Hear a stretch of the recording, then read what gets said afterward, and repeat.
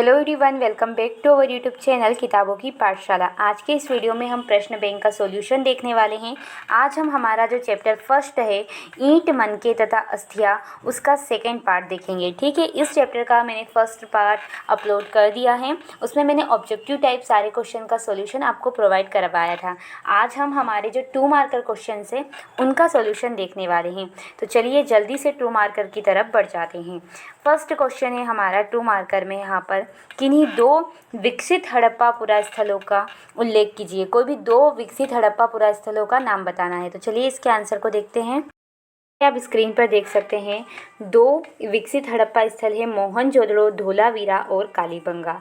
ठीक है, तो कालीबंगा यहाँ 3 बता दिए हैं, कोई भी आप 2 लिख देना। बढ़ते हैं नेक्स्ट क्वेश्चन की तरफ। तो यहाँ पर हमारा अगला प्रश्न है, सिंधु घाटी सभ्यता के संदर्भ में टीलों से क्या अभिप्राय था। तो चलिए इसके आंसर को भी देखते हैं। जैसा कि आप स्क्रीन पर देख सकते हैं, सिंधु घाटी सभ्यता में टीलों का अभिप्राय था मोहनजोदड़ो से। ठीक है, टीलों का अभिप्राय किससे था? मोहनजोदड़ो से। तो ये इसका आंसर है, स्क्रीनशॉट ले लीजिएगा। बढ़ते हैं नेक्स्ट क्वेश्चन की तरफ।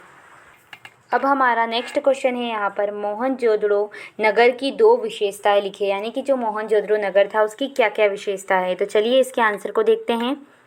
जैसा कि आप स्क्रीन पर देख रहे हैं विशेषताएं, पहली, मोहनजोदड़ो जो सभ्यता थी उसमें सबसे विशिष्ट पुरावस्तुएं हमें मिली है। ठीक है, उसके बाद मोहनजोदड़ो का एक विशाल स्नानागार भी हमें वहां पर मिला है मोहनजोदड़ो में। और मोहनजोदड़ो की जो बस्तियां थी वो 2 भागों में विभाजित थी। और यह सबसे विशिष्ट हड़प्पा सभ्यता का सबसे विशिष्ट पुरा स्थल, यानी कि सबसे ज़्यादा जो चीज़ें हमें मिली है वो मोहनजोदड़ो में ही मिली है। तो ये इसकी विशेषताएँ हैं, इनका स्क्रीनशॉट ले लीजिएगा। बढ़ते हैं नेक्स्ट क्वेश्चन की तरफ। यहाँ हमारा नेक्स्ट क्वेश्चन है, सिंधु घाटी सभ्यता के संदर्भ में बाटों से क्या अभिप्राय है। सिंधु सभ्यता में बाट का प्रयोग किया जाता था, तो इन बाटों से क्या तात्पर्य है। तो चलिए इसके आंसर को देखते हैं। जैसा कि आप स्क्रीन पर देख सकते हैं, विनिमय बाटों की एक सूक्ष्म परिशुद्ध प्रणाली द्वारा नियंत्रित थे। यानी कि जो बाट थे वो विनिमय के लिए, लेन देन के लिए उपयोग किए जाते थे। ये बाट सामान्यतः चट नामक पत्थर से बने होते थे। आमतौर पर ये किसी भी तरह के निशान रहित घनाकार होते थे, है ना। इनका शेप जो होता था वो घन के समान होता था। और इन बाटों के निचले मापदंडधारी में 1, 2, 3, 4 ऐसे करके लिखा हुआ होता था, जबकि जो ऊपरी मापदंड है वो दशमलव प्रणाली का अनुसरण करता था। इसका प्रयोग, छोटे बाटों का प्रयोग आभूषण और मनकों को तोलने के लिए किया जाता था। धातु से बने तराजू के जो पलड़े हैं वो भी वहाँ पर हमें मिले हैं। तो ये बाट का उपयोग है, आपको समझ में आ गया होगा। तो ये इसका स्क्रीनशॉट ले लीजिए। बढ़ते हैं नेक्स्ट क्वेश्चन की तरफ। हमारा नेक्स्ट क्वेश्चन है यहाँ पर, अलेक्जेंडर कनिंघम कौन थे और साथ ही फ्रांस क्या है, ये कहाँ मिलते हैं। तो इन दोनों क्वेश्चंस का आंसर हम एक साथ देख लेंगे। जैसा कि आप स्क्रीन पर देख रहे हैं, अलेक्जेंडर कनिंघम भारतीय पुरातात्विक संरक्षण के पहले जनरल डायरेक्टर थे तथा इन्हें भारतीय पुरातत्व का जनक भी कहा जाता है। तो जो भारतीय पुरातात्विक संरक्षण थे उसके डायरेक्टर थे और इसीलिए उनका जनक भी इन्हें कहा जाता है। उसके बाद नेक्स्ट क्वेश्चन की बात की थी हमने कि फ्योन्स क्या है। तो देखो, घिसी हुई रेत तथा बालू और रंग व चिपचिपे पदार्थ के मिश्रण को जब हम आग पे पकाते हैं तो आग पर पकाकर जो प्राप्त होता है हमें पदार्थ, उसको हम फ्यांस कहते हैं। फ्यांस जो है ना वो एक दुर्लभ पदार्थ है और महंगा है, क्योंकि इसको बनाना अत्यंत कठिन है। इसलिए ये बड़ी बस्तियों में, जैसे मोहनजोदड़ो और हड़प्पा में मिलता है, छोटी छोटी बस्तियों में ये नहीं मिला था। तो ये फ्यांस बहुत ही महंगी दुर्लभ चीज़ है जिसे आग पर पकाकर प्राप्त किया जाता है। तो ये इसका आंसर है, स्क्रीनशॉट ले लीजिएगा। बढ़ते हैं नेक्स्ट क्वेश्चन की तरफ। यहाँ पर नेक्स्ट क्वेश्चन है हमारा, जॉन मार्शल कौन थे और प्रश्न क्रमांक 13 है, सालन पत्थर से क्या अभिप्राय है। तो इन दोनों क्वेश्चंस के आंसर को हम एक साथ देखेंगे, जॉन मार्शल कौन थे और सालन पत्थर क्या है। चलिए इनके आंसर की तरफ बढ़ते हैं। जैसा कि आप स्क्रीन पर देख सकते हैं, सर जॉन हुबर्ड मार्शल 1902 से 1928 तक भारतीय पुरातात्विक सर्वेक्षण विभाग के महानिर्देशक थे। तो सर जॉन मार्शल कौन थे? जो भारतीय पुरातत्व सर्वेक्षण विभाग है उसके डायरेक्टर थे, महानिर्देशक थे। उसके बाद अगला क्वेश्चन हमने देखा था कि सालन पत्थर क्या है। तो देखो, हड़प्पा सभ्यता में जब खुदाई हुई ना, उत्खनन हुआ, तो वहाँ से हमें पत्थर प्राप्त हुए जिनका उपयोग क्या किया जाता था, सालन या तरी बनाने या फिर जड़ी जड़ी बूटियों कूटने में किया जाता था। तो उन पत्थरों को जो हमारे यहाँ के श्रमिक थे उन्होंने सालन पत्थर का नाम दिया, क्योंकि उनसे क्या काम हो रहा था, तरी बनने के लिए, सालन बनाने के लिए, उनको पीसने के लिए उनका काम हो रहा था। तो ये दोनों क्वेश्चंस के आंसर का एक सारे स्क्रीनशॉट ले लीजिए। चलिए बढ़ते हैं क्वेश्चन बैंक की तरफ। अब हमारा यहाँ पर अगला क्वेश्चन है, अवतल चक्की से क्या अभिप्राय है तथा इनका क्या उपयोग था। उसके साथ ही ग्रिड पद्धति से क्या आशय है। इन दोनों क्वेश्चंस का आंसर देखेंगे हम एक साथ। चलिए, तो जैसा कि आप स्क्रीन पर देख सकते हैं, मोहनजोदड़ो ने उत्खनन में हमें अवतल चक्कियाँ बड़ी संख्या में मिलती है। जब मोहनजोदड़ो में खुदाई हुई तो वहाँ पे हमें बहुत मात्रा में अवतल चक्कियाँ मिली। ये जो चक्कियाँ थी ये कठोर, कंकरीले और बलुआ पत्थर से निर्मित थी। ठीक है, अब इनका उपयोग देखते हैं। तो अवतल चक्कियों के निम्नलिखित उपयोग थे। पहला, अनाज पीसने के लिए ये एकमात्र साधन थी। दूसरा, सालन या तरी बनाने के लिए। और तीसरा, जड़ी बूटी और मसाला कूटने के लिए भी अवतल चक्कियों का प्रयोग किया जाता था। तो अवतल चक्की क्या है, इसके प्रयोग, इस आंसर का स्क्रीनशॉट ले लीजिए। नेक्स्ट क्वेश्चन हमने बात करी थी ग्रिड पद्धति की। तो देखो, सड़कों तथा नालियों को लगभग ग्रिड पद्धति में वहाँ पर मोहनजोदड़ो में बनाया गया था। अब ग्रिड पद्धति में क्या होता है, सड़कें और नालियाँ एक दूसरे को समकोण पर काटती है। ऐसा प्रतीत होता है कि नालियों के साथ गलियों को बनाया गया था और उनके अगल बगल आवासों का निर्माण किया गया था। तो जब इस तरीके की कोई संरचना होती है तो उसे हम कहते हैं ग्रिड पद्धति। ठीक है, समकोण पर चीज़ें एक दूसरे को काट रही होती है तो वो होती है ग्रिड पद्धति। तो इस क्वेश्चन का आंसर भी आप लिख लीजिए या फिर स्क्रीनशॉट ले लीजिए। चलिए बढ़ते हैं नेक्स्ट क्वेश्चन की तरफ।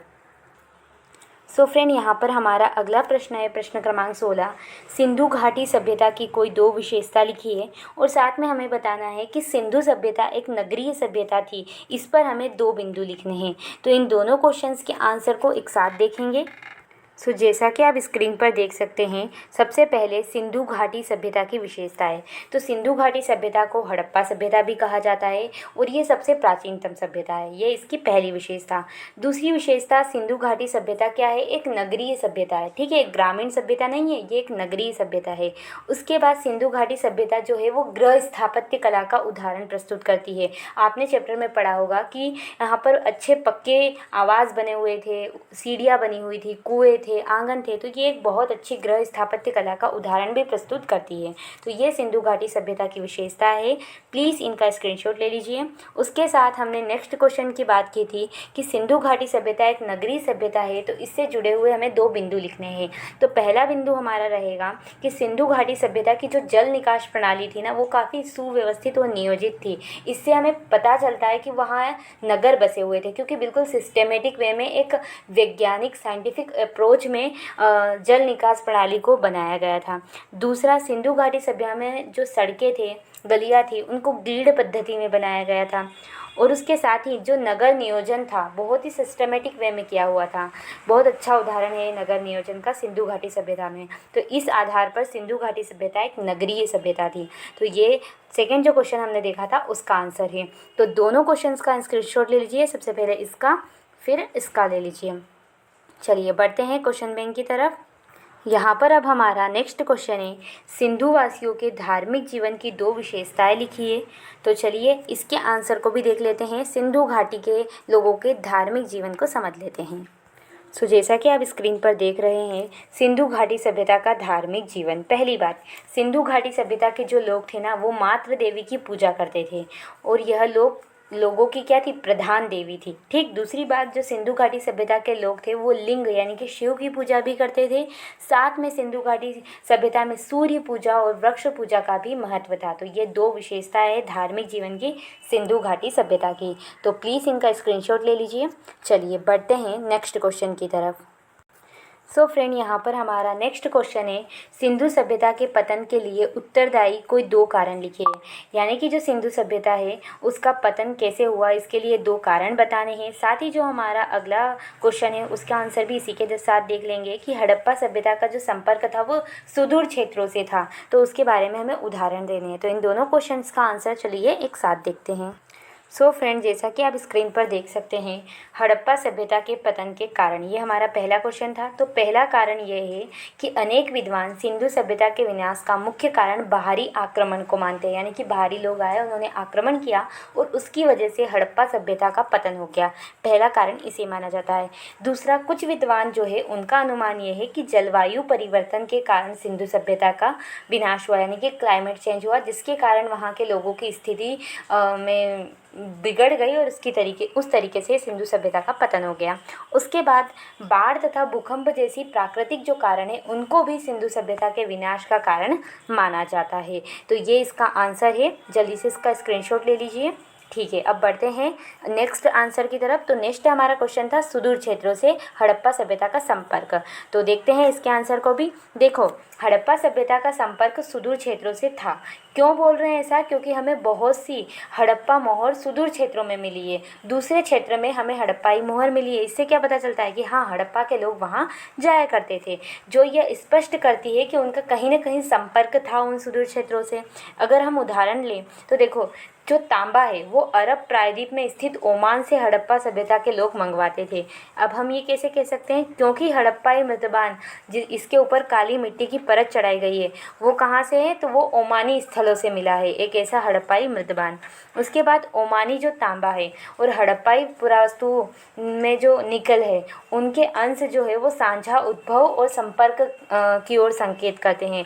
तो इससे स्पष्ट होता है कि हड़प्पा सभ्यता के लोगों का जो संपर्क था वो सुदूर क्षेत्रों से था। तो ये इसका आंसर है। प्लीज़ इसका स्क्रीनशॉट ले लीजिए। बढ़ते हैं क्वेश्चन बैंक की तरफ। सो फ्रेंड, इस तरीके से हमने हमारा जो चैप्टर 1 था वो पूरा कंप्लीट कर लिया है। ऑब्जेक्टिव टाइप जो क्वेश्चंस थे वो हमने पार्ट 1 में देखे थे और जो आज 2 मार्कर है वो हमने इस पार्ट में यानी कि पार्ट 2 में देख लिए हैं। तो इन दोनों वीडियो को आप अच्छे से वॉच कर लेना, काफ़ी इंपॉर्टेंट है आपके एग्ज़ाम के पॉइंट ऑफ व्यू से ये वीडियो और ये question bank. Thanks for watching this video. Video को लाइक करें, शेयर करें अपने फ्रेंड्स के साथ, और अगर कोई भी क्वेरी हो तो हमें कमेंट बॉक्स में ज़रूर लिखें। धन्यवाद।